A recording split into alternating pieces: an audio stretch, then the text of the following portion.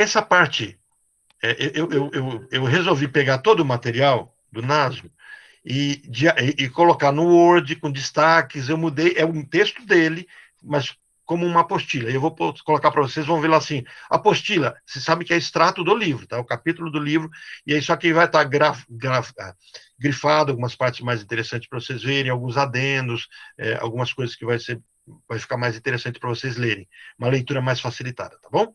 Mas olha, então nosso tema agora é os 3 principais destinos das pulsões sexuais. Esse é o nosso tema. Vimos, então, no tema anterior, que parte da nossa libido escapa. Se a nossa libido não escapasse, ficasse presa, nós não teríamos incômodo nenhum.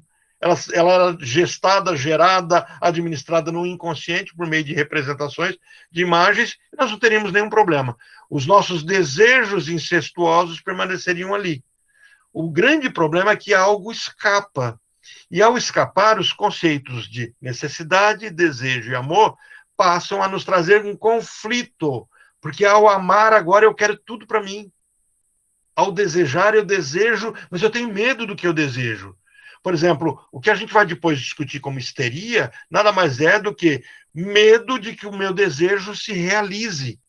O que a gente vai discutir no futuro como obsessão é medo de que o meu desejo seja descoberto. O obsessivo é alguém que amargura uma culpa. O histérico é alguém que amargura um medo. E aí nós temos defesas. Essas defesas, por exemplo, o obsessivo vai desencadear a defesa de se isolar, de deslocar os problemas dele para objetos, preocupações com dinheiro, preocupações com o futuro, preocupação até com a doença. Enquanto que os histéricos vão ter crises fóbicas, ou dores no corpo para distrair a si mesmo do outro. E nós, como todo o processo é de distração, de deslocamento, de projeção, de distração, as pessoas podem olhar quem está sintomatizando e julgar, está fingindo. Mas ele está fingindo para ele mesmo, não está fingindo para uma outra pessoa. Então, existe um sofrimento muito intenso, muitas vezes esse sofrimento é desconhecido. Então, olha, se vocês já lembrarem direitinho daquilo que nós discutimos na semana passada, sobre a lógica, da lógica em 4 tempos do funcionamento psíquico, lembra que a gente discutiu? Toda a nossa psique tem 4 tempos. Lembram disso? O primeiro tempo, a fonte. O segundo tempo, a força ou a pressão. O terceiro tempo, a finalidade. E o quarto tempo, o objeto. Então, nossa psique tem uma fonte, a fonte é no próprio corpo, é isso que a gente viu agora há pouco, necessidade e desejo. Então, o segundo tempo, existe uma demanda, uma força psíquica, uma capacidade de representação, uma representabilidade, que nos leva a uma finalidade. E essa finalidade, que é incestuosa, elege um objeto. Então, a psique vai por esse caminho. Tendo isso em mente, isso estudamos semana passada, nós começamos a perceber que agora isso vai ter mais sentido quando a gente entender como defesa, as defesas que isso exigem. Então, nós vamos admitir que o destino das pulsões sexuais, o que a gente falou, o que é a pulsão sexual? É o que escapou. É sempre o mesmo. Tudo que o ser humano faz, tudo, só tem um sentido. Ter de novo o prazer que teve, que foi incestuoso. Ter o prazer pela sua grande paixão da vida, que é o vínculo de ser só um com a mãe. Isso é tão interessante, gente, que vai ter um texto em que Freud vai falar sobre o sentimento oceânico. Nesse texto sobre o sentimento oceânico, ele vai a busca dele é a busca do sentimento religioso. Um pastor, amigo dele, chega para ele e fala assim: joia, ok, não temos prova da existência de Deus. Essa é a discussão do amigo do Freud, que é pastor, sobre esse tema. Não temos, mas você percebeu que todo mundo tem um sentimento religioso? Será que isso não é uma evidência de que Deus existe? E Freud começa a explorar isso. O sentimento religioso, o sentimento de vou para o céu. Sabe aquela frase assim, nossa, estou com saudade do céu, mas você já morreu, foi para o céu? Não sei, mas eu tenho uma saudade, eu tenho uma lembrança do paraíso. Não, mas você já sabe como é que é o paraíso? Então Freud começa a perceber que se ele quer entender a existência do homem a partir da sua concepção e nascimento, então esses sentimentos devem ter sido gerados na história do homem. E ele vai descobrir que isso que é chamado de sentimento oceânico é gerado a partir do útero. E é por isso que quando a gente está com um problema, a gente começa a sonhar com água, a gente começa a sonhar que está nadando, e é por isso que existe a aquoterapia, é por isso que um banho, muitas vezes, faz a nossa mente se recolocar. A pessoa está com um problema, faz natação, ou faz hidroterapia, e isso resolve, porque nós estamos levando a nossa... Olha o desejo, lembra? Necessidade, desejo, amor, vínculo. Com o amor nós perdemos a história, mas a história ela existe. Eu volto para um momento em que se construiu o bem-estar.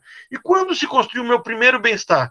Quentinho, dentro do útero da mãe, o líquido amniótico me protegendo, a temperatura, eu não sentia frio, eu não sentia fome, eu era alimentado pelo meu umbigo. Orlando, Estava acontecendo na perfeição ali. Oi? é o estado de nirvana que chama, né? Sim, é o estado de nirvana. Sentimento oceânico ou estado de nirvana. Exatamente, Lésia. Então, essa busca desse nirvana, essa tranquilidade, ela existe e ela é buscada a cada dia. Só que a psicanálise vai dizer que essa busca é proibida. Não moralmente proibida, por nós mesmos. Por quê? Porque é um prazer sexual inacessível, porque é incestuoso. Por quê? Quem me deu o meu primeiro orgasmo? Quem me deu o meu primeiro prazer na vida? Foi a mãe. No momento em que eu mamei. O maior prazer que eu podia ter no mundo, que eu estava morrendo. E, de repente, eu sinto que eu não estou morrendo mais. A energia volta para mim. Então, a psicanálise vai perceber que isso passa a ser proibido. Até a palavra que eu falei, a gente fala ainda com medo de estar errando. Nossa, como é que o Orlando tem coragem de falar uma coisa tão... Porque culturalmente isso é proibido. Então ele vai dizer assim: a força com a qual eu tenho que lidar, ela é das minhas entranhas, onde está proibido para mim. É a figura do incesto. Então elas estão condenadas, essas buscas sexuais estão condenadas a deparar-se sempre no caminho do seu alvo ideal, com a oposição das pulsões do eu. Isso é, com o obstáculo do recalcamento. Então, Freud descobre que eu tenho pulsão para dois lados. Orlando. Sim? Pode falar. Desculpa. Quem estava falando? Eu não consigo deixar de... É a Paula. Desculpa te interromper. Eu não consigo deixar de pensar, toda vez que você fala nisso, eu não consigo deixar de pensar nas crianças que não conseguem ter esse momento com a mãe. O que acontece com elas depois? Por exemplo, a criança que foi separada da mãe no parto, ou logo após o parto, né? As que vão para um orfanato, de repente, eles até têm uma primeira fase com a mãe de amamentação. E os que foram separados logo de início? O que causa? São neuroses? O que causa nessas crianças? Porque elas devem, no mínimo, ser problemáticas, né? Sim. Eu estou aqui falando com você, está falando, eu estou buscando um livro que trabalha exatamente esse tema, que é a teoria do apego, e tem o primeiro ano de vida. São esses dois livros. Eu tenho aqui esse, Cuidados Maternos e Saúde Mental. Não sei se vocês já viram esse livro. Então, quem trabalha com criança, você, Paula, que vai trabalhar com criança, isso é leitura essencial. Porque esse aqui já traz um avanço, né? O John Bowlby vai trabalhar a teoria do apego. No conceito da teoria do apego, a discussão é exatamente essa que você acabou de me fazer. E as crianças que não tiveram o corpo da mãe? E as crianças que não puderam ter esses primeiros orgasmos, esse êxtase, essa noção de pertencimento. Bom, o que se descobriu? Descobriu-se que nós temos 1 ano para a construção daquilo que a gente chama de self, sensação de pertencimento. e bem formado, uma criança que tem esse acolhimento no primeiro, e daí vem a base de termos a licença maternidade, de vermos um Canadá da vida aí, permitindo que os pais, inclusive o pai também, possa tirar uma licença para ficar com o filho 1 ano, não é só 4 meses de licença, 6 meses, 1 ano. Por quê? Porque descobriu-se que a criança precisa de 1 ano, sem muita mudança, com certa constância, com certo conforto, se a mãe precisa deixar uma babá, então que a babá se vista mais ou menos parecida com a mãe, que não se troque cheiros no quarto, que se a criança precisa ficar com a avó, que a avó também tem o mesmo tom de voz da mãe, que tudo seja muito parecido para que a criança não se perca oscilando. Agora imagina, isso no mundo onde se cuida da criança. E no mundo que a criança é abandonada, é adotada, passa por várias casas, né? Então, esse livro escreve, esse chama Cuidados Maternos, e a teoria do apego, e o outro é o primeiro ano de vida, que é do René Spitz. O primeiro ano de vida eu tenho também, em algum lugar. Se é que eu não emprestei para alguém e alguém esqueceu de me devolver. Para ser bonzinho que esqueceu de me devolver, né? Porque tem meu nome lá. Até eu brinco, ó, eu empresto, mas se levar, recebe a maldição do terapeuta. Vocês conhecem a maldição do terapeuta? A maldição do terapeuta, eu brinco com o paciente fala assim, olha, eu vou atrasar o pagamento, né? E posso pagar no final do mês? Eu falo, pode, não tem nenhum problema. Só que se não pagar, leva a maldição do terapeuta. Como é que é essa maldição? No mês que você não pagar, todos os problemas que eu ouvi de todo mundo vão todos para você. Ninguém quer, né? Mas, de forma alguma. Mas olha só, essa brincadeira, é claro, né? Mas uma brincadeira bem séria, tá? As brincadeiras carregam algo de seriedade. Mas o que se percebeu que as crianças que no pós-guerra, pense no mundo pós-guerra, porque essa teoria surge no mundo pós-guerra.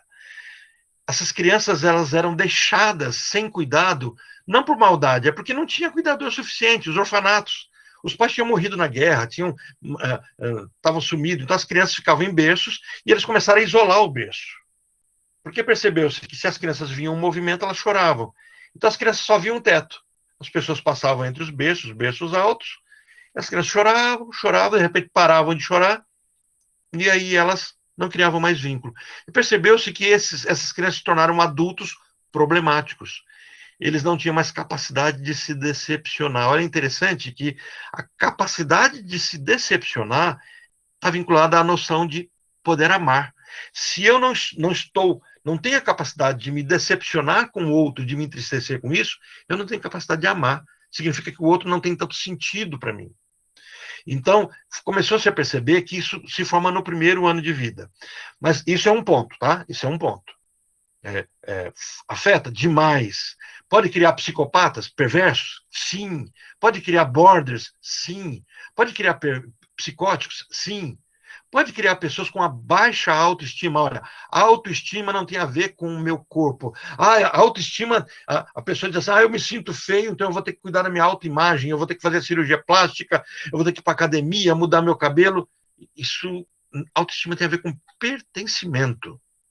E o que é pertencimento? Eu me sinto aceito por quem me gerou, no grupo que eu estou. Então, se a gente for trabalhar a autoestima das pessoas, nós não trabalhamos autoimagem, nós trabalhamos pertencimento. A qual família você pertence? A sua família te abandonou? E se a noção é, se a minha família me abandonou, qualquer pessoa me abandona se eu for feio. E o que é ser feio? Não ser igual àqueles que eu acho que deveriam me aceitar. Perceberam as noções de autoimagem? Então, uma pessoa obesa, junto com pessoas não obesas, não vão ter nenhum problema se na história delas elas perceberem que são extremamente amadas. Mas uma pessoa não obesa ou obesa, tanto faz, num grupo que é diferente dela, se ela carrega, olha lá, a necessidade, o desejo e o vínculo. Se o vínculo é de rejeição, agora sempre poderão ser rejeitadas se não for aquilo que esperam dela. Isso chama-se self na psicanálise. Que não tem nada a ver, tem um pouco a ver, mas não tem a ver com o que Jung chamou de self. Mas, dentro do que você colocou também, Paulo, quando uma criança não é acolhida pela mãe, o que você quer dizer com isso? Você quer dizer que a mãe não dá o toque, não dá o carinho e o afeto? Isso é cultural. Porque a mãe talvez dê tapa, dê empurrão, dá safanão, grita. Isso é uma forma de vínculo. Aí como é que essa criança vai gerar vínculo? Talvez ela goste, se torne masoquista, se torne sádica. Então ela vai gerar um jeito de ser, porque o nosso Édipo, aí quando a gente estudar o Édipo vai ficar mais claro, mas o nosso Édipo, o que a gente chama de superego, ele é construído por espelhamento do agressor. O que me agride me inspira a ser daquele jeito. Tem um vídeo chocante, chama-se A Ira de um Anjo. É um vídeo real que conta a história de uma menina que foi criada, a menina e o irmão dela que foram criados por um psicopata. Então, esse homem estuprava essa menina, violentava esse bebê, era todo tipo de atrocidade, monstruosidade ele fazia. Depois essas crianças são adotadas, e ainda bem que é adotada por um casal que compreende o que está acontecendo com a menina, porque a menina começa a fazer tudo que o pai fazia com ela, ela faz com o irmãozinho dela. E o vídeo é mais ou menos assim: o que você fez com o seu irmãozinho? Eu fiei o dedo no ânus dele. E por que você fez isso? Porque eu quis. Mas você sabe que dói? Sei. Mas por que você fez isso? Porque eu queria fazer. Mas depois se percebe que era exatamente o que o pai fazia com ela. Tudo que o pai fez com ela, ela fez no irmão. Então, isso, muitas vezes, na nossa mente adulta, moralizada, a gente entende que esses atos são terríveis. E o que a criança está fazendo é um processo defensivo. Quem trabalhou isso com muito êxito foi a filha do Freud, a Ana Freud. E ela trabalha os mecanismos de defesa do ego, onde nós imitamos o nosso agressor. A criança, com 3 aninhos, ela começa a imitar quem ela interpreta que o agrediu. E como é que ela faz? Ela começa a imitar os padrões, ela internaliza. Então, assim, quando você coloca uma criança que não tem uma construção adequada, a grande pergunta é: o que é isso adequado? Porque ainda há um julgamento. Então, por exemplo, uma criança que os pais abandonaram, mas tem uma avó que acolhe. Ou tem uma mãe que não consegue dar toque, né? Eu tenho pacientes que não suportam toque, tocar neles. Eu tive um paciente que era extremamente amado pela mãe. Com 17 anos, ele tinha muitas crises, ele tinha TOD, né? Transtorno positivo, desafiador, e assim, extremamente agressivo, e na verdade ele era hiperativo. Tentou matar o pai várias vezes, quando adulto, e situações bem caóticas de pegar, sabe aqueles garfos de feno, né, da pessoa, tipo rastelo, pontudo, um tridente. Uma vez, assim, ele chegou a lançar no pai dele, depois se segurou, é uma das cenas. E quando a mãe morreu, ele desencadeou uma coisa no corpo dele chamada psoríase. Ao nível de sofrimento. E agora, casado, ele não aceitava que a esposa tocasse nele. Então, tenta imaginar que intimidade que a esposa que já tinha uma outra formação, queria o toque do esposo, né? Não era só o toque na hora do sexo, mas era o toque no dia a dia, de pegar na mão, de um abraçar o outro, de dormir de conchinha, etc. Ele não aceitava. Por que ele não aceitava? Qual era a base disso? A psoríase era uma base revelacional, estava revelando esse sintoma. Então, Paulo, só para eu fechar esse tema, quando nós falamos que a criança se constrói por espelho, constrói vínculo, e o afeto e o prazer, entra a questão: o que é prazer? Talvez o não ser visto seja um prazer. Então, o ser humano é uma caixinha de surpresa. Eu me lembro de uma paciente de uma aluna minha, que tinha um grande problema. Ela só sentia orgasmo numa determinada posição. Então ela podia fazer sexo com o marido, estava lá fazendo, não sentia nada. E aí o marido sabia como ela gostava.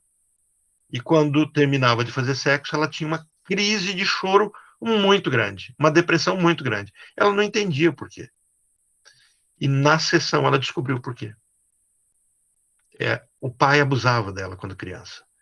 E aquela era a posição que o pai fazia. Como é que você interpreta agora uma mente de uma adulta que se esquece como era abusada, mas só sente prazer naquele formato? Quando você assistiu aquele filme A Jornada da Alma e vê a história de Sabine Spielrein, quando o pai batia nela, e o pai estava só corrigindo, o pai não estava com atos de pedófilo, né, o pai estava batendo, corrigindo ela, colocava ela no colo e dava tapa nas nádegas dela, ela tinha prazer. E depois se torna adulta e tem orgasmos quando apanha. E quando alguém bate em alguma coisa, ela vê cenas de agressão, ela começa a ter orgasmos. Isso incomoda ela, e aí isso faz ela enlouquecer. Por que ela enlouquece? Ela diz assim, eu não presto. Tá vendo como eu tenho que ficar internada? Essa é a frase dela que ela diz para o Jung. Então, assim, as coisas não são muito exatas. Elas precisam ser ouvidas, elas precisam ser trazidas ao seu sentido original e precisam se destituir da força que elas têm, porque a força sempre é incestuosa. Ok? Bom, não vai dar para a gente avançar em todo o material de hoje, mas eu vou passar pelo menos a introdução. Vou avançar mais 4 minutinhos só, e aí na semana que vem a gente vai falar dos 3 conceitos, né? Sublimação, fantasia e narcisismo.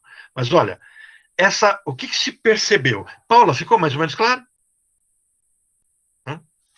O que foi se percebendo? A pulsão sexual, lembra, ela é construída por ser pulsão, desejo de satisfação plena. Mas a pulsão sexual tem a ver com incesto. Mas, Orlando, por que tem a ver com incesto? Já falamos agora há pouco, tem a ver com incesto porque ela é construída, o desejo é construído a partir do fisiológico, das necessidades, das zonas erógenas que se posicionam no fisiológico. E o primeiro vínculo da criança é com a mãe. Seja ela o pai, seja ela a empregada, seja ela a avó, isso se chama mãe. Então, percam a noção de quando falamos mãe, imaginarmos aquela que deu à luz. Não, não, não. Quem exerce papel de mãe, quem exerce colo, quem exerce esse carinho, esse afeto, quem exerce isso é mãe. Se é um homem, se é uma mulher, se é o tio, se é a tia, se é a avó, se é um chefe, não importa. É quem exerceu esse papel. E muitas vezes não é uma pessoa só. São várias pessoas que vão exercer esse papel. Bom, essa pulsão sexual que busca incesto, ela tem um grande problema. A pulsão do ego, a pulsão do eu, que diz para ela assim, não, não. E a gente vai depois entender que esse não é assim, não terás a tua mãe. Isso é a expressão de Lacan. Não, não terás a tua mãe. Então, esse não exercido pela pulsão do ego tem a ver com a realidade. Enquanto eu estou trazendo, lembra? Escapou do inconsciente. Se escapou do inconsciente, virou fala. Precisa ser dito. Mas se for dito, adquire sentido. Mas como é que eu posso dizer que o que eu estou querendo é aquilo que não posso querer? Então eu escondo de mim mesmo. E quem me faz esconder? Uma pulsão de ego. Então eu começo a ter dentro de mim uma angústia, uma ansiedade, um medo de saber o que eu já sei. Isso é tão forte que Freud vai dizer assim, que todos nós sabemos o significado dos nossos sonhos. Só que nós não sabemos que sabemos. Porque no momento em que a gente descobre que sabe, a gente esquece. Olha o poder do inconsciente. É tão proibido saber o que sabemos, porque ele nos desmascara. Então, por isso que isso tem que ser feito vagarosamente, num processo clínico, terapêutico, e num ambiente de confiança e de transferência. A gente vai perceber, quando a gente estudar fantasia, a gente vai ver que o processo da clínica analítica é um processo de construção de uma fantasia. E aí, quando a gente for estudar sobre o setting terapêutico é o aparelho de terapia, é o consultório. A gente vai perceber algumas coisas que precisam ser constantes, precisam estar ali, presentes. Alguns padrões que o paciente precisa. Isso foi construído na cultura psicanalítica. Então, elas estão condenadas a deparar sempre no caminho do seu alvo ideal, com a oposição das pulsões do eu, isto é, com os obstáculos do recalcamento. Quem é que criou aquele fosso que não permite que as memórias venham do jeito que elas são e criou capa para elas? Memórias encobridoras. O meu superego. Uma parte, uma estrutura do meu da minha psique, que diz o que é certo e o que é errado, que internalizou valores. Então, é esse criador do fosso chamado que me separa consciente de inconsciente, ele tenta empurrar minhas lembranças para o inconsciente. Só que lá é um muro que foi fechado e nada mais entra. Sai. E o que sai pulsionalmente, porque a pulsão vai gerando, ela encontra pares do lado de fora e, lembra, ela é imagem, ela encontra a história. É uma imagem que não tem história, mas ao sair encontra uma história e adere. A gente chama de adesão. Isso se chama, na psicanálise, de afeto. Vamos estudar melhor afeto, tá? Não se preocupe se só o fato de eu mencionar que é afeto. O que é afeto? Calma que a gente vai depois estudar. Mas além do recalcamento, o eu opõe duas outras obstruções às pulsões sexuais. Então, eu não tenho só o recalcamento. Então, eu tenho 3 filtros. Tenta imaginar. Eu tenho que tomar água pura. Não, a água é suja. Não, mas então eu vou colocar aqui areia, depois eu vou colocar carvão e vou colocar giz. Eu sei que carvão você coloca, areia você coloca e também giz. Qual é a sequência que você põe, eu já não sei. Então, eu fui chefe escoteiro. Então, eu ensinava os meus patrulheiros, né, o pessoal da minha patrulha, tudo a fazer coisas no meio do mato. Então, eles tinham que levar uma garrafa PET, por exemplo, para pegar água e filtrar a água que eles tinham que tomar. Leandro, olha o que você falou. Você ensinou seus meninos a fazer coisa no mato. Ensinei. No bom sentido. Assim. Então, eu levava eles para o mato para eles matarem bichinhos, saberem assar, fazer fogo, montar um subcampo, um acampamento, onde construir o banheiro. E uma das coisas que eu ensinava era purificar a água. Então, você tem 2 caminhos. Você leva um purificador, leva uma quiboa, né? Ensinava eles levavam para tomar água, para não pegar bactéria, ameba, etc.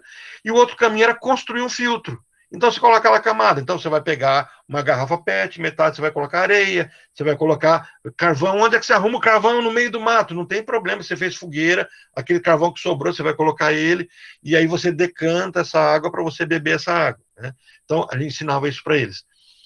O superego, o nosso eu, vamos chamar por enquanto de essa pulsão do eu, ela construiu 3 filtros. Então, antes de eu sintomatizar, antes de eu adoecer nas minhas emoções, as minhas memórias incestuosas passam por 3 filtros: recalcamento, sublimação e fantasia. Com essa expressão, pulsões do eu recalcantes, reduzimos o vasto campo das pulsões do eu ao seu aspecto essencial. Semana que vem começamos a partir da sublimação. Tá bom? Não percam a aula da semana que vem. Gente, tem uns minutinhos para responder perguntas, se quiserem. O meu tempo está tranquilo. Minha preocupação é mais com o de vocês.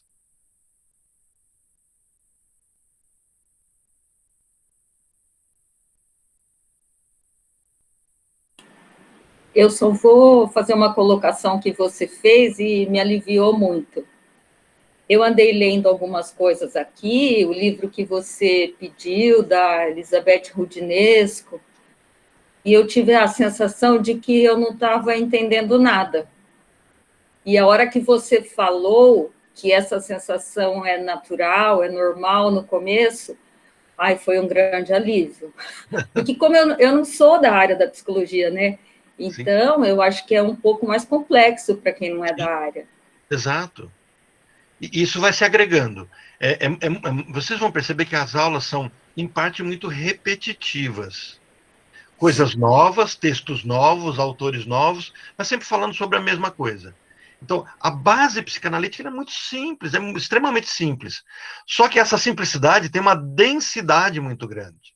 Então, o problema da psicanálise não é quantidade de conteúdo, é densidade, é muito denso. Quando eu falo para vocês, sublimação, joia, né? Então, eu vou pegar lá no dicionário o que é sublimação. Eu vou mandar para vocês, se não hoje, no máximo amanhã, o dicionário da Roudinesco sobre psicanálise. Então, você não entendeu a palavra, você vai lá no dicionário e vê. Mas não é bem assim. Vocês vão perceber que um verbete lá dá 4, 5, 6 páginas, um verbete. Porque você vai dizer assim, tal coisa foi dito por fulano desse jeito, por ciclano desse jeito, por Beltrano daquele jeito. Depois descobriu que não era num daquele jeito, era de um outro jeito. É construção. É por isso que a gente chama a psicanálise de uma metaciência, uma pseudociência. Por que pseudociência? os paradigmas, nós temos paradigmas na psicanálise, mas os conceitos psicanalíticos são fluidos. Por que fluidos? Eles se reconstroem nos atendimentos, na clínica. Nós temos os paradigmas, os axiomas, aquilo que é muito básico. Mas fora isso, a psicanálise é muito fluida.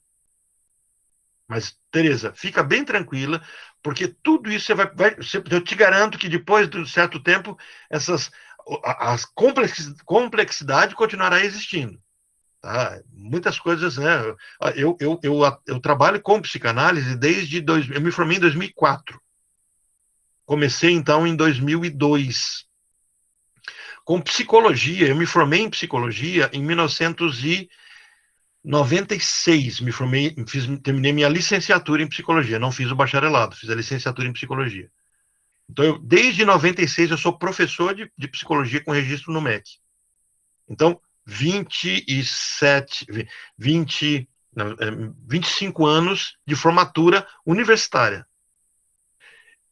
Algumas vezes eu escuto palestras e eu escuto coisas que eu nunca escutei na vida.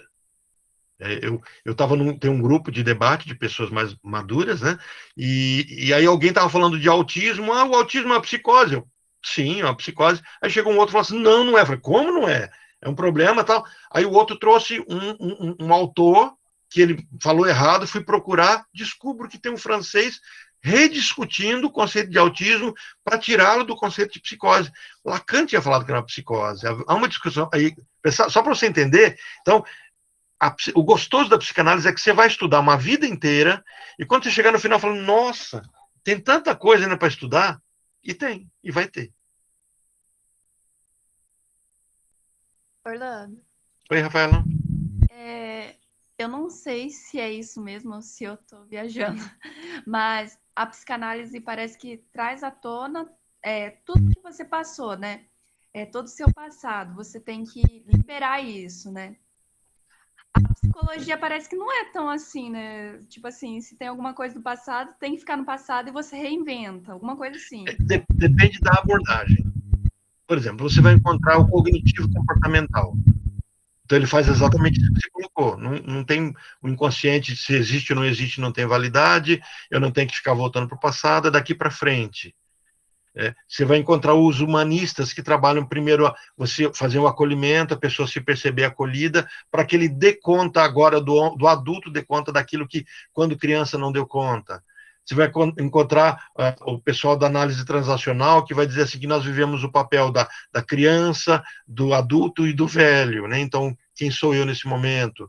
Você vai encontrar, são abordagens, você vai pegar Adler, que é o que eu estava falando para o Jamil, que ele estava começando a ler um pouquinho sobre as divisões da psicanálise, e Adler vai falar sobre nós caminhamos no vazio, no vácuo, nós sempre buscamos uma brecha. Dois irmãos, um vai para um caminho, o outro não enfrenta o mesmo caminho, vai no vazio que o outro deixou. E aí a lei da compensação, né? Se eu sou mal em uma coisa, eu descubro no que eu sou bom para eu me apegar àquilo. Então, assim, e a psicanálise, ela está dentro de uma caixa. A primeira caixa que ela está é dentro de uma caixa chamada psicodinâmica, que é o que a gente viu hoje. Dentro de nós tem um conflito, tem uma pulsão e tem outra pulsão. Por isso, a gente compreender essa noção de inconsciente. Dentro de nós tem um estranho, que nós não conhecemos.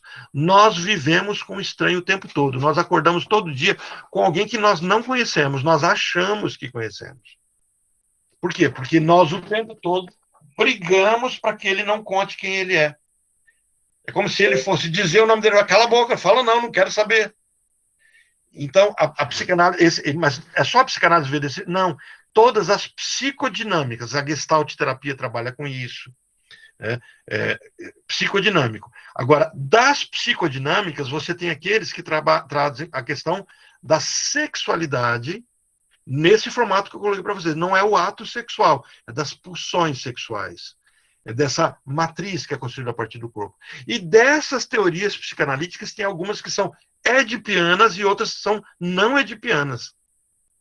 Então, mesmo na psicanálise, você vai ter 5 grandes grupos de escolas psicanalíticas que são todos psicanálises e não dialogam muito com o outro. Por exemplo, eu sou lacaniano, mas você vai encontrar ana-freudiano, pessoal da psicologia do ego, você vai encontrar winnicottianos, Você vai encontrar aqueles que têm um viés mais eclético, que mistura tudo, Bion, Kleiniano. Então, vai ter vários, né, pessoas com visões diferentes. Ah, mas é muito complexo. É por isso que o ideal, no primeiro momento, é você fazer essa formação freudiana para entender esse mundo freudiano e, a partir dele, escolher uma área para compreender e depois você vai analisando com os outros. Porque algumas pessoas, eu quero conhecer tudo para decidir. É muita coisa para conhecer. E aí você corre o risco de chegar aos 80 anos e descobrir que você fala, nossa, e agora eu vou definir, o que adianta definir? Não dá mais para fazer análise depois dos 80?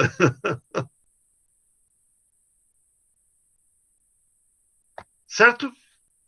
Mais alguém? Dou-lhe uma, duas, na terceira eu interrompo a gravação.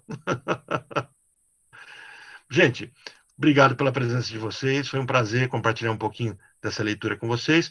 Esse texto aqui já marcado, tudo eu vou mandar para vocês agora, né? Eu vou colocar lá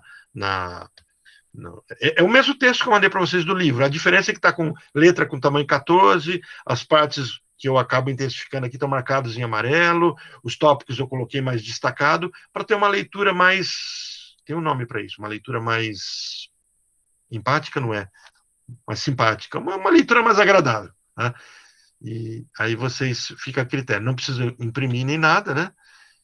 Tá bom? Um abração para todo mundo. Ah, detalhe, hoje é quarta, né? Amanhã, 9 horas, tem estudo de caso apresentado pela Mayra. E daí no grupo de vocês eu vou colocar o link. Se quiserem entrar, fiquem à vontade. A Mayra, às 8 horas, tem a supervisão. Às 9 horas, a Mayra começa a apresentar para a gente o estudo de caso dela. Vocês, no futuro, vão ter que apresentar o estudo de caso. Todo mês terá a apresentação de um estudo de caso. Então, a Mayra está sendo o primeiro, a nossa cobaia. E isso amanhã, às 9 horas. Na semana que vem, também às 9 horas, vai ter uma psiquiatra conosco falando sobre borderlines. Então, quem não sabe ainda o que vem dar uma pesquisadinha ou assista o meu vídeo sobre borderline. Se tiver paciência de assistir, dá umas 2 horas cada vídeo. E aí vocês podem conhecer um pouquinho mais dessa estrutura que é tão comum e tão pouco conhecida, essa turminha doida que está por aí. Tá bom? Fica gravado, né, Orlando? A de amanhã vai ficar gravado. Tá, porque a única coisa que eu não gravo é a supervisão, porque daí a gente trabalha assuntos muito densos e pessoais, né? Mas os outros momentos todos eu gravo e compartilho com vocês. Então, esse estudo de caso vai estar gravado, depois terá que ser, porque ela vai ler, tá? É maçante, porque não é falado.